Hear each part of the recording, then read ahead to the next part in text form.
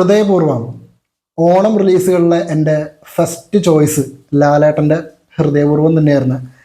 സത്യനന്തിക്കാട് ലാലേട്ടൻ കൂട്ടുകെട്ടിൽ 10 വർഷത്തിന് ശേഷം വരുന്ന ഒരു സിനിമ. എൻ്റെ ഫേവറേറ്റ് ഡയറക്ടറാണ് സത്യനന്തിക്കാട്. അതുപോലെ തന്നെ ഈ സിനിമയുടെ കഥ എഴുതിയിരിക്കുന്നത് അഖിൽ സത്യൻ. പാച്ചു അത്ഭുത കൊടുക്കുന്ന സിനിമയുടെ സംവിധായകനാണ് അഖിൽ സത്യൻ. പുള്ളിയാണ് ഇതിൻ്റെ കഥ ഡയറക്ടർ സത്യനന്തിക്കാട്. ലാലേട്ടൻ നായകൻ, ആശീർവാദാണ് പ്രൊഡ്യൂസ് ചെയ്തിരിക്കുന്നത്. എല്ലാം കൊണ്ടും ഒരു പോസിറ്റീവ് വൈബുള്ളൊരു സിനിമ തന്നെയായിരുന്നു ഹൃദയപൂർവ്വം. സിനിമ തുടങ്ങുമ്പോൾ തന്നെ ആശീർവാദിൻ്റെ 25ാം വാർഷികം എന്ന് പറഞ്ഞൊരു വീഡിയോ കാണിക്കും. ലാലേട്ടൻ്റെ സിനിമകൾ, ആശീർവാദിൻ്റെ സിനിമകളുടെ നമ്മുടെ രസതന്ത്രം സിനിമയിലെ BGM വെച്ചിട്ടൊരു സാധനം. അതന്നെ കാണുമ്പോൾ ഒരു എന്താ പറയുക, ഒരു സന്തോഷം, ഒരു ഫീലാണ്. അതിൽ ലാലേട്ടൻ്റെ സിനിമകൾ, അതിനുശേഷം എല്ലാവരും നാണയത്തിൽ ലാലേട്ടനെ കാണിക്കണതൊക്കെ, അങ്ങനെ പടം തുടങ്ങി സിനിമയുടെ ഉള്ളിലേക്ക് ഒന്നും കിടക്കണില്ലേ. കഥയുടെ പറ്റി അല്ലെങ്കിൽ കഥയുടെ ഉള്ളിലേക്ക് എങ്ങനെയാണ് അതിനെ പറ്റിയൊന്നും ഞാൻ സംസാരിക്കുന്നില്ല. അത് നിങ്ങൾ തിയേറ്ററിൽ പോയിട്ട് കാണും. ഇത് ഭീകര സിനിമയൊന്നല്ല കേട്ടോ ഞാൻ പറയണത്, ഗംഭീര സിനിമ എന്നല്ല ഞാൻ പറയണത്. പക്ഷെ നല്ലൊരു പടം, നല്ലൊരു ഫീൽ ഗുഡ് സിനിമ. എനിക്ക് പാച്ചു അത്ഭുത വിളക്ക് എന്ന് പറഞ്ഞ സിനിമ കഴിഞ്ഞ് തിയേറ്ററിൻ്റെ പുറത്തേക്ക് ഇറങ്ങിയപ്പോൾ എന്താണോ ഫീൽ ചെയ്തത്, ആ സാധനം തന്നെയാണ് എനിക്കിന്ന് ഹൃദയപൂർവ്വം കണ്ട് തൃശ്ശൂർ രാഗത്തുനിന്ന് ഇറങ്ങിയപ്പോൾ എനിക്ക് കിട്ടിയത്. കാരണം ക്ലൈമാക്സും ആ ഒരു എൻഡിങ്ങൊക്കെ കാണുമ്പോൾ നമ്മുടെ മനസ്സിന് കിട്ടുന്ന ഒരു ഫീലുണ്ട്, ഒരു സംതൃപ്തി. ആ സാധനം പടം കഴിഞ്ഞ് ഇറങ്ങിയപ്പോൾ നമ്മുടെ മനസ്സിനെ വല്ലാണ്ട് കൊണ്ടു. അത് തന്നെയാണ് എനിക്ക് ഇവിടെയും ഹൃദയപൂർവ്വം കണ്ടപ്പോൾ എനിക്ക് ഫീൽ ചെയ്തത്. നല്ലൊരു പടം, നല്ല സിനിമ. ലാലേട്ടൻ, അതുപോലെ തന്നെ നമ്മുടെ സംഗീത്, പ്രേമലു, അമൽ ഡേവിസ്, സംഗീതമൊക്കെ ലാലേട്ടനായിട്ട് ത്രൂ ഔട്ട് ക്യാരക്ടറൊക്കെ അടിപൊളിയായിരുന്നു. അടിപൊളി കോംബോ ആയിരുന്നു ലാലേട്ടനും സംഗീതും. അടിപൊളി കോംബോ ആയിരുന്നു. ഇനി ആ കോംബോ ഒരു സിനിമകൾ വരട്ടെ എന്ന് ഞാൻ ആഗ്രഹിക്കുന്നു. അടിപൊളി കോംബോ ആയിരുന്നു അവർ. അതുപോലെ തന്നെ സിദ്ദിഖ് വരുന്നുണ്ട്. പിന്നെ ഇതിൻ്റെ അകത്ത് ചെറിയ ക്യാമിയോസ് ഒക്കെ ഉണ്ട്. അത് നിങ്ങൾ തിയേറ്ററിൽ കാണുക. അതൊരു അൺഎക്സ്പെക്റ്റഡ് ക്യാമിയോസ് ആയിരുന്നു. അങ്ങനെ ഒന്നും പറഞ്ഞു കേട്ടിട്ടില്ലാത്തൊരു സംഭവം.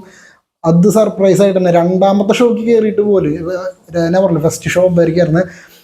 പക്ഷെ ആ ക്യാമിയോസിനെ പറ്റിയൊരു ഒന്നും ഉണ്ടായിരുന്നില്ല. നമ്മൾ പ്രതീക്ഷിക്കാത്ത നേരത്തെ അൺഎക്സ്പെക്റ്റഡ് ആയിട്ട് ചില ആൾക്കാർ സിനിമയിൽ വന്നുകൊണ്ട് അതൊക്കെ നന്നായിട്ട് വർക്കായി. എനിക്ക് നന്നായിട്ട് ഇഷ്ടപ്പെട്ട സിനിമ. നല്ലൊരു പടം, ഒരു സത്യനന്തിക്കാട് സിനിമ, ഒരു സത്യനന്തിക്കാട് പടം. നമ്മൾ എന്താണ് പ്രതീക്ഷിക്കണത് ആ ഒരു സാധനം ഇതിൻ്റെ അകത്തുണ്ട്. നല്ല കഥ, അത് വളരെ വൃത്തിയോട് കൂടി തന്നെ അവരത് എടുത്തു വെച്ചിട്ടുണ്ട്.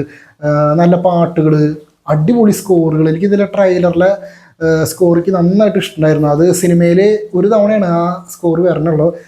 അതൊക്കെ അടിപൊളിയായിരുന്നു. എല്ലാം കൊണ്ടും നല്ലൊരു പടം, നല്ലൊരു പടം.